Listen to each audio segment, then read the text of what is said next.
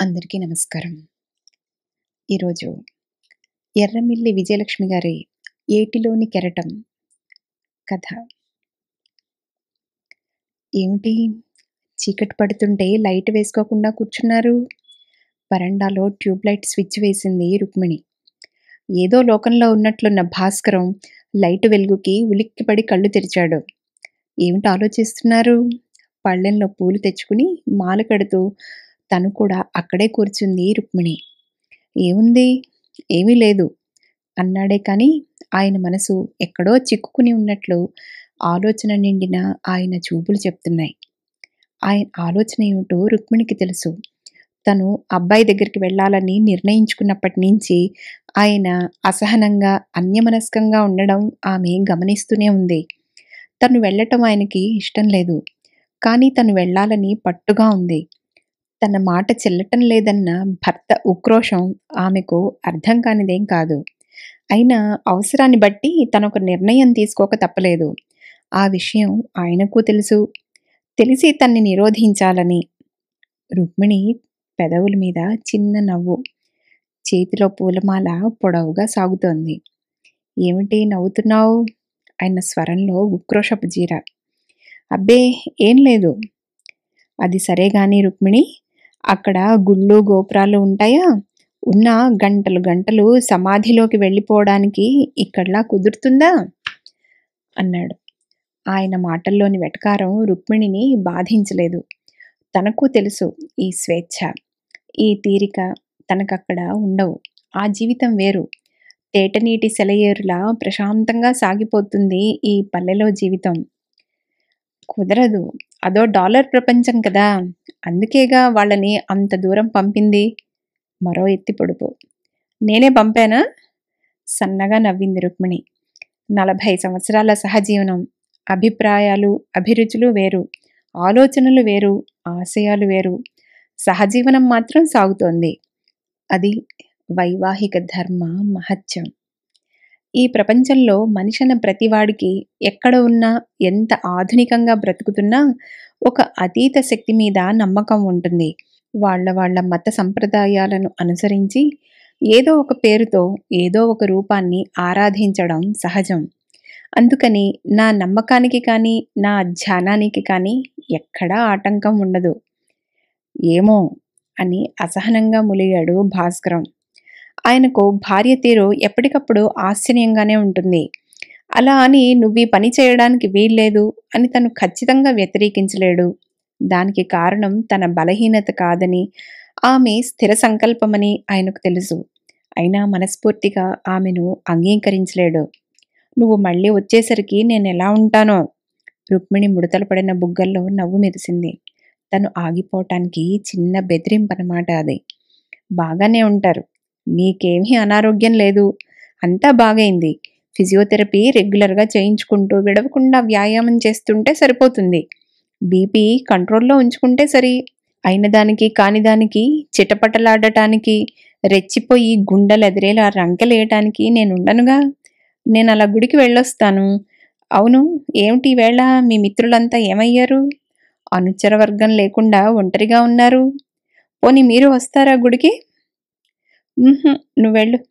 రుక్మిణి వెళ్ళిపోయింది గుడికి. భాస్కరం గారు చిన్నప్పటి నుండి బేఫర్వాగా పెరిగిన మనిషి. తాత సంపాదించి ఇచ్చిన వందలాది ఎకరాల్ని తండ్రి మరింత పెంపు చేసి తర్వాతి తరాలకు తరగని ఆస్తిగా అమర్చి వెళ్ళిపోయాడు. భాస్కరం గారికి 3 చెల్లెళ్ళు, 2 తమ్ముళ్ళు ఉన్నారు. తండ్రి తదనంతరం ఆస్తి పంచేసుకున్నారు. ఇంచుమించు అందరూ అదే ఊళ్ళో ఈ వీధిలో ఒకరు ఆ వీధిలో ఒకరుగా ఉంటుంటారు. భాస్కరం గారి అత్తమామలది కూడా ఆ దగ్గరలోని గ్రామమే. వాళ్ళు కోటీశ్వరులే. అందువల్ల అట్నుంచి కూడా విశేషమైన ఆస్తి వచ్చి కలిసింది. భాస్కరం గారు జీవితమంతా బాదరబంది ఏమీ పెట్టుకోకుండా రికామీగా గడిపేశాడు. ఊళ్ళో ఉన్న చిన్న పెద్ద జనంతో పిచ్చాపాటి మాటలతో, రాజకీయ చర్చలతో, చతుర్ముఖ పారాయణాది సరదా కార్యక్రమాల్లో సంవత్సరాలు సుఖంగా దొర్లించేశాడు. భాస్కరం గారికి 2 పిల్లలు. 2 అమెరికాలో స్థిరపడ్డారు. మోత్బరి గ్రామం కావటాన ఆ ఊళ్ళో చాలామంది తమ పిల్లల్ని చదువుకో, ఉద్యోగానికో, పెళ్లి చేసో స్టేట్స్కి పంపారు. కొందరు పెద్దవాళ్ళు కూడా పిల్లలను అనుసరించి పొలాలు కౌలుకిచ్చి వెళ్ళిపోయారు. భాస్కరం గారి పెద్ద కొడుకు హూస్టన్‌లో డాక్టరు. అతని భార్య కూడా అక్కడే డాక్టరు. రెండో కొడుకు కంప్యూటర్ ఇంజినీరు. అతని భార్య కూడా ఏదో కంపెనీలో పనిచేస్తోంది. వాళ్ళకి అక్కడ ఎంత సంపాదనో అంత ఖర్చు ఉంటుంది. భాస్కరం దంపతులకి పిల్లల గురించిన చింత లేదు, ఆలోచన లేదు. వాళ్ళు తల్లిదండ్రుల్ని తమతో తీసుకువెళదామని ఎంతో ప్రయత్నించారు. ఒకసారి రుక్మిణి మాత్రం కొంతకాలం ఉండి వచ్చింది. భాస్కరం గారు ఆ ఊరితో తన అనుబంధం అవిభాజ్యమనుకుంటారు. ఆ ఊరు వదిలి ఎక్కడికి వెళ్ళడానికి ఇష్టపడరు. తన తరం మనుష్యులు, ఆ పరిసరాలు, స్వేచ్ఛాపూరిత వాతావరణం, ఏమాత్రం హడావిడి లేని తాపీ జీవితం ఆయనకి బాగా అలవాటు. రోజూ సాయంత్రాలు ఈ మిత్రులతో రచ్చబండ రాజకీయాలు, కారులో టౌన్‌కి తిరిగి రావటం, పూచీలేని జీవితం. రుక్మిణి మాత్రం ఆయన స్వభావానికి విరుద్ధం. అదే ఊళ్ళో, అదే సంప్రదాయంలో పుట్టి పెరిగిన ఆమె జీవితం వైవిధ్యంగా ఉంటుంది. గంటల తరబడి ఆధ్యాత్మిక గ్రంథాలు, మహర్షుల బోధలు చదువుతూ ఉంటుంది. గుళ్ళు, గోపురాలు, జపాలు, తపాలు అంటూ భర్తకేమాత్రం అంతుపట్టని లోకంలో సంచరిస్తూ ఉంటుంది. ఏదో ఆడవాళ్ళంతే, వాళ్ళకి ఇహం మీద కంటే పరం మీద శ్రద్ధ ఎక్కువ. వచ్చే జన్మలో కూడా తన వంటి యోగ్యుడు లభించాలని తాపత్రయపడుతున్నట్లుంది. పిచ్చిది అనుకుంటాడు భాస్కరం గారు. నచ్చినా నచ్చకపోయినా ఆయన జీవిత విధానాన్ని ఆమె ఎన్నడూ ప్రశ్నించదు. ఆయన ఆమె గురించి ఏమీ పట్టించుకోడు. వాళ్ళ జీవితాలు సమాంతర రేఖల్లా అలా 40 ఏళ్లుగా సాగిపోతూనే ఉన్నాయి. భాస్కరం గారు 70లో ప్రవేశించారు. రుక్మిణి కూడా 60 వయసుకొచ్చింది. అయినా ఆమె వయస్సు అంతని చెప్తే కానీ తెలియదు. సన్నగా, రివటలా ఆరోగ్యంగా ఉంటుంది. పచ్చని ఛాయ్తో కళకళలాడుతూ ఉంటుంది. ఇప్పుడిప్పుడు అక్కడక్కడ నీలాకాశంలో వెండి మెరుపుల ఫలిత కేశాలు ఒకటి అరా తప్ప. ఎవరన్నా చెప్తే కాని ఆమె వయసింతని గ్రహించలేరు. 10 ఏళ్ల నుంచి కీళ్ల నొప్పులని, రక్తపోటని భాస్కరం గారు మాత్రం ఏదో కంప్లైంటు. ట్రీట్మెంట్ తీసుకోవడం మొదలుపెట్టారు. ఆహార నియమాలు పాటించమని, నియమంగా వ్యాయామం చెయ్యమని, మెడిటేషన్‌తో ఇంద్రియ నిగ్రహం సాధించి రక్తపోటుని అరికట్టుకోమని రుక్మిణి ఎప్పుడూ చెప్తూనే ఉంటుంది. మితిమీరిన విశ్రాంతి, తనకంటూ ఒక వ్యాపకం ఏర్పరచుకోకపోవటం వలన శారీరకంగా, మానసికంగా తను రోగి అవుతున్నానని భాస్కరం గారు అంగీకరించరు. అసలే తోచనితనంతో, అసంతృప్తితో బాధపడుతున్న భాస్కరం గారికి తను స్టేట్స్‌కి పిల్లల దగ్గరికి వెళ్ళిపోవాలన్న రుక్మిణి నిర్ణయం మరింత కోపాన్ని తెప్పిస్తోంది. నీకు ముసలి మొగుడు కన్నా పిల్లలు, మనవలే ముఖ్యం. ఇప్పుడు అక్కడ వాళ్ళకేం లోటని నువ్వు బయలుదేరటం? లోటు లేకపోవచ్చు కానీ వాళ్ళకి పెద్దవాళ్ల ఆసరా అవసరం. ఇద్దరూ 24 గంటలు పనిలో ఉంటారు. చిన్నపిల్లల్ని కాస్త జాగ్రత్తగా చూసుకునేవాళ్ళు కావాలి కదా! అదే కదా వాళ్ళు చెప్తున్నది. ఇక్కడ ఉండి మనం ఏం చెయ్యాలి? వాళ్ళకన్నా ఉపయోగపడదాం. మీరు రండి అంది రుక్మిణి. నువ్వు కూడా నన్ను రమ్మంటావా? ఆ వాతావరణం నాకు పడదు. చలి అసలు తట్టుకోలేను. నువ్వంటే 60 వచ్చినా 20 ఏళ్ల దానిలా తిరుగుతావు. నా వల్ల కాదు ఆ స్పీడు అన్నారు భాస్కరం గారు. మారుతున్న కాలంతో మనము మారాలి మరి. మనం వెళ్ళేది దేశం కోసం కాదు కదా, మన పిల్లల కోసం. సేవ చేసేది ఎవరికో కాదు, మన వాళ్ళకే, మన మనవలకే. అవునులేవే, అది సరే. వాళ్ళ సేవకే వెళుతున్నావు, బాగానే ఉంది. కానీ మరి నా సంగతి ఏం చేస్తావు? భర్తకి సేవ చేయటం మాత్రం నీ ధర్మం కాదా? ఓరగా చూస్తూ సెంటిమెంటు అస్త్రం వదిలారు భాస్కరం గారు. రుక్మిణి చిన్నగా నవ్వింది. సహనంగా చెప్పింది. నన్ను ఆపాలని తప్ప మీ వాదనలో బలం లేదు. లేదని మీకూ తెలుసు. 40 సంవత్సరాలుగా మీకు సేవలు చేస్తూనే ఉన్నానా? మీకు నచ్చినా నచ్చకపోయినా, మనస్ఫూర్తిగా మీరు మెచ్చలేకపోతున్నా నా ధర్మంగా నేను చేస్తూనే వచ్చాను. ఇక మీకు నేను చేయగల సేవలేమున్నాయి? ఇంటి నిండా మీ మనసుకు నచ్చిన విధంగా సేవలందించే పరిచారకులున్నారు. మా వాళ్ళు, మీ వాళ్ళు, మన బంధువులందరూ ఉన్నారు. ఇక మీ కాలక్షేపానికి తగిన అలవాట్లు, హాబీలు ఉన్నాయి. ప్రోత్సహించే మిత్రులు ఉన్నారు. అక్కడ చిన్నపిల్లలకి నా అవసరం ఉంది. చాలా, వాళ్ళ రక్షణ కోసం నేను వెళ్ళి తీరాలి. ఎప్పుడు నువ్వు నా మాట విన్నావు కనుక అన్నారు భాస్కరం గారు. తను చేసేది అవసరమైన మంచి పని అని తెలిసినా అంగీకరించలేని అహాన్ని ప్రశ్నించడం రుక్మిణి ఎప్పుడో మానుకుంది. అక్కడ పిల్లలు ఉద్యోగ బాధ్యతలలో మునిగి వ్యక్తం తెలియని పిల్లల సంరక్షణ చూసుకోలేక అవస్థ పడుతుంటే ఒంట్లో ఓపిక, అవకాశం ఉంది కనుక వాళ్ళకి అండగా ఉండడం మన ధర్మం అంటున్నామే. సునందకక్కడ ఉద్యోగం ఎందుకు? అబ్బాయి సంపాదిస్తున్న వేలాది డాలర్లు చాలవా? ఇక్కడ ఈ ఆస్తి, డబ్బు ఎవరివి? సుఖంగా ఇంటి పట్టున ఉండి పిల్లల్ని చూసుకోక ఎందుకు ఇంకా సంపాదించాలని ఆరాటం? అన్నది భాస్కరం గారి వాదన. ఏర్పాట్లన్నీ పూర్తి చేసుకుంది రుక్మిణి. భాస్కరం కూడా ఇక నీ ఇష్టం అన్నట్లు నిర్లిప్తంగానే ఉండిపోయారు. అర్ధరాత్రి నుంచి నిద్రలో ఉన్న భాస్కరం ఏదో దబ్బున క్రింద పడిన శబ్దం విని ఉలిక్కిపడి లేచాడు.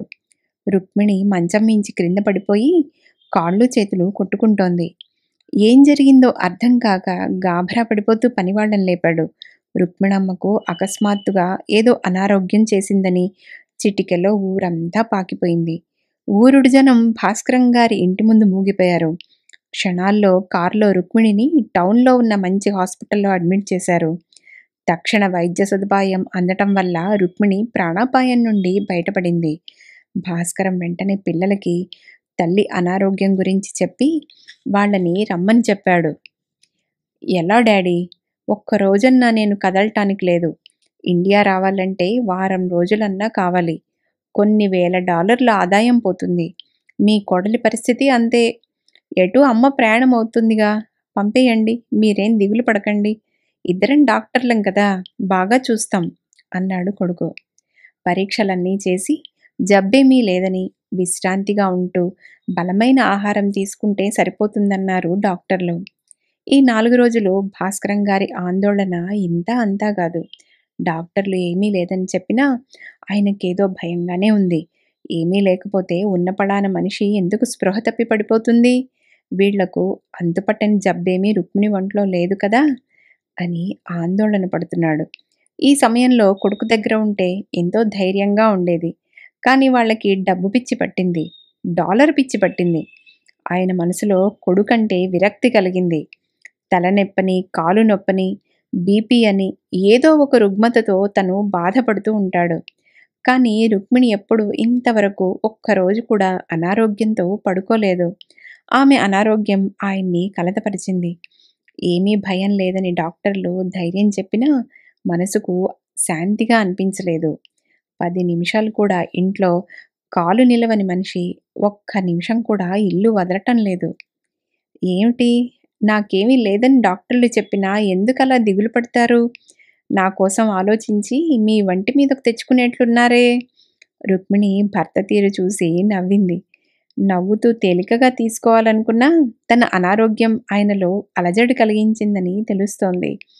అశాంతిగా తన మంచం చుట్టూ తిరుగుతూ ఉండడం, మంచి భక్తి గీతాల క్యాసెట్సు తనకిష్టమైనవన్నీ పెట్టి వినిపించడం, ఏమన్నా పుస్తకం చదవమంటావా అని తన బుక్ ర్యాక్ దగ్గర తచ్చాడటం ఆయనలో ఏదో మార్పు వచ్చిందని గ్రహించింది. నీ కోసం కాక ఇంకెవరి కోసం ఆలోచిస్తాను చెప్పు? నీకు పూర్తిగా నయమై ఆరోగ్యంగా తిరిగేదాకా నాకు కుదురు లేదు అన్నారు భాస్కరం గారు. ఎప్పుడు ఎరుపులెక్కి కఠినంగా ఉండే చూపుల్లో చల్లని ఆర్ద్రత. రుక్మిణి గుండెలో ఏదో ఆలోచన కొత్తగా. 40 సంవత్సరాల సాహచర్యానికి వృద్ధాప్యంలో సరికొత్త నిర్వచనం ఇస్తూ. కొడుకు ఆ రాత్రి మళ్ళీ ఫోన్ చేశాడు, అమ్మ ఎప్పుడు బయలుదేరుతోందని. ఈసారి రుక్మిణమ్మ కూడా కొడుకుతో చెప్పింది. తన అనారోగ్యం భాస్కరానికి కృంగదీసింది. తను అక్కడికి రావటం కంటే వాళ్లే ఇక్కడికి వస్తే బావుంటుందని. అతడు తండ్రికి చెప్పిన మాటే చెప్పాడు. అమ్మా, నీ అవసరం ఇక్కడ చాలా ఉంది. సునంద పిల్లలతో చాలా ఇబ్బంది పడుతోంది. నాన్నగారు అలాగే అంటారు. పట్టించుకోక నువ్వు వచ్చేసేయ్. నీకు మంచి వైద్య సదుపాయం కూడా ఉంటుంది. నేను సునంద స్వయంగా నిన్ను చూసుకుంటాం. ఏ, ఎప్పుడు బయలుదేరుతున్నావు చెప్పు అన్నాడు. నేనిప్పుడు అక్కడికి రావటం లేదు అని ఫోన్ పెట్టేసింది రుక్మిణి. ఎందుకలా అన్నావు? వెళ్ళిరా రుక్మిణి. భార్య వంక కొత్తగా చూశాడు భాస్కరం. తల అడ్డంగా ఊపింది. చిన్నవాళ్ళు, వాళ్ళకి మనసులు, మమతల వంటి సెంటిమెంట్స్ ఉండవు. ఉంటున్నది వెస్టులో కదా. అంతా మెటీరియలిజం. నేను ఇంత తెలిసి కూడా బాహ్యాన్ని బట్టే మీ అంతరంగాన్ని అంచనా వేశాను. ఇక మనమిద్దరం కలిసే ఉండాలి. ఇక్కడైనా, అక్కడైనా, మరెక్కడైనా. భాస్కరం విస్మయంగా చూశాడు రుక్మిణిని. పండిన గుబురు మీసాల మాటున అలవోకగా చిన్న నవ్వు. బాధ్యతను మించిన ప్రాణబంధం, దాటిపోలేని రాగబంధం మనది అంది రుక్మిణి అనురాగంగా భాస్కరంతో. అదండి విజయలక్ష్మి గారి కథ. ఇక కథను విన్న మీరందరూ లైక్ చేసి సబ్స్క్రైబ్ చేసుకోవడం మర్చిపోకండి. అలాగే బెల్ ఐకాన్ని ప్రెస్ చేయడం కూడా. అలాగే మీ ఆత్మీయులకు ఈ కథను షేర్ చేసి మీ అమూల్యమైన అభిప్రాయాలను కామెంట్ బాక్స్లో తెలియచేయండి. రేపు మరో మంచి కథతో